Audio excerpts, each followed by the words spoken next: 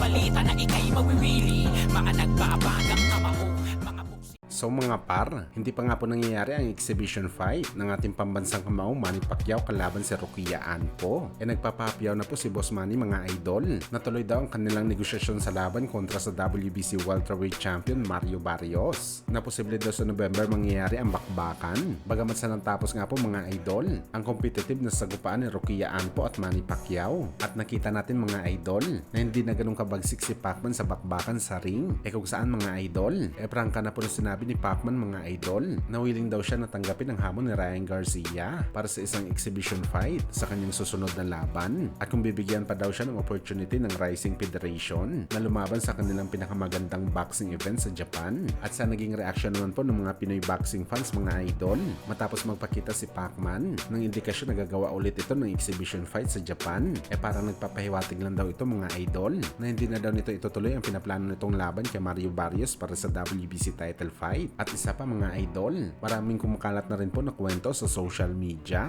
lalo na sa bansang Japan, na sakaling ituloy daw ni Pacman ang laban kay Barrios, isa lang daw ang abutin ni Boss Manny, kundi ang matalo sa laban, o di kaya wawasaki lang ito ni Mario Barrios sa laban. Hindi daw kasi mga idol biro kalaban si Barrios, masyadong bata pa daw ito kontra sa Pinoy legend. At wag daw natin kalimutan mga idol, na ang huling tinalo ni Mario Barrios na si Yordenis Ugas, na siya naman ang nakatalo kay Manny Pacquiao sa kanyang huling laban sa pro, ay pinagapang lamang ni Mario Barrios ng 2 beses sa ibabaw ng lona. Dagdag pa dito mga idol, nahirapan nga daw si Manny Pacquiao kay Roquilla Anpo na wala pang experience na lumaban sa boxing. Kay Barrios pa kaya na isa ng 2 division world champion. Well, abangan na lang natin mga idol ang magiging desisyon ng kampo ni Manny Pacquiao. Hindi magtatagal mga idol, maglalabas talaga sila ng statement kung plano ba nila ituloy ang laban kay Mario Barrios o di kaya gagawan na lang ito ng isa pang exhibition fight.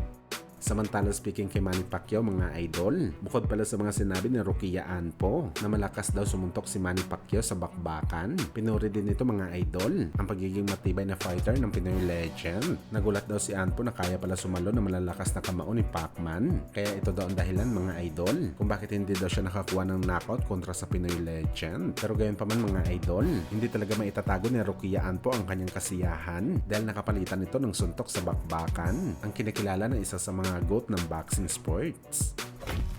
Sa kabilang banda naman mga idol, matapos nga po manalo ang ating kababayan na si Pedro Taduran kalaban ng kampyon na Hapones na si Genjiro Shigioka at binigay sa Pilipinas ang pangalawang kampyonato nito, abangan na naman po natin mga idol ang laban ng isa pa nating kababayan na si Deb Apolinario. Sasabak ito sa title fight sa Mexico mga idol, kalaban si Angel Ayala para sa IBF flyweight title. Suportahan natin mga idol si Apolinario dahil ang panalo nito mga idol magbibigay ng pangatlong world champion sa Pilipinas.